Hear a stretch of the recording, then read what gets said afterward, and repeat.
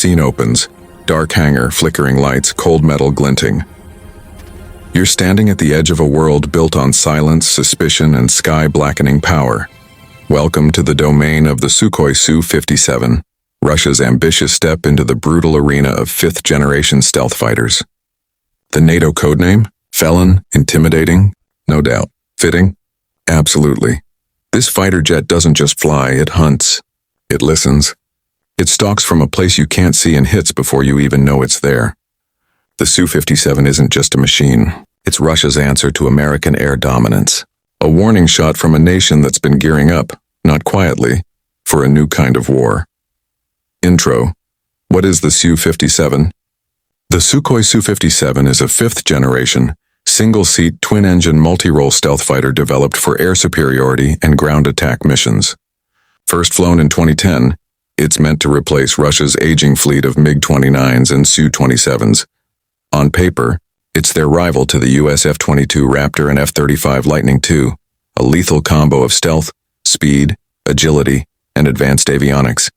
In reality, judgment's still in the air.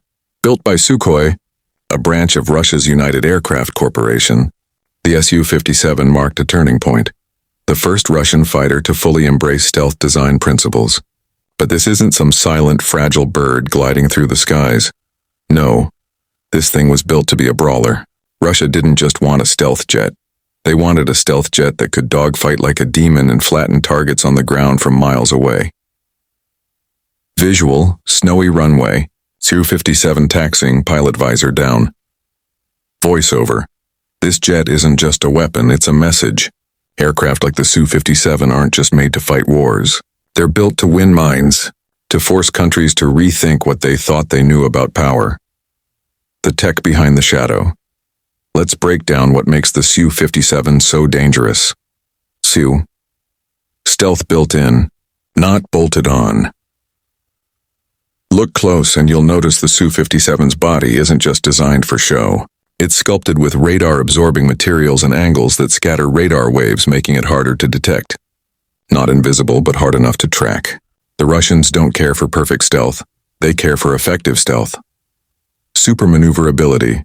Equipped with thrust vectoring engines, this jet can do things in the air that make even gravity gasp. High angles of attack, extreme maneuvers, post-stall handling. It's like watching ballet with afterburners. The Felon can dodge missiles, outmaneuver opponents, and put itself in firing range in seconds. A killer brain.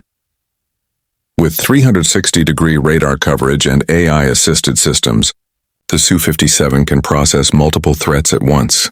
The avionics suite can even identify enemy aircraft from their signature emissions, not by sight but by sound. Like a hunter recognizing a prey's heartbeat in the leaves. Long-range arsenal, air-to-air missiles, hypersonics, precision-guided bombs, even anti-ship weaponry. The Su-57 carries its teeth inside its body to keep its stealth profile clean.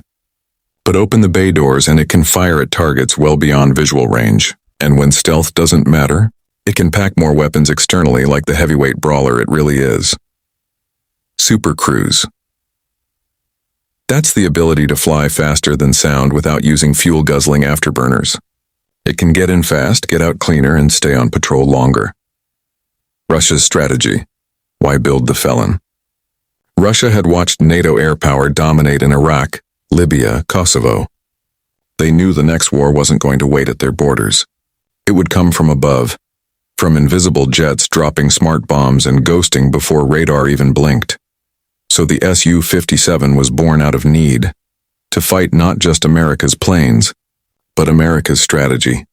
It's not just a fighter, it's Russia's future-proofing gambit.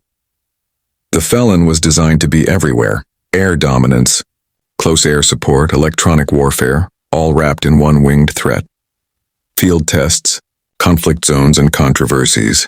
Let's be real for a second. The Su-57 hasn't had the sexiest development timeline. Delays, engine issues, budget cuts. Even its mass production schedule seems more hopeful than real. The first two jets officially entered service in 2020, but in what numbers? Not many.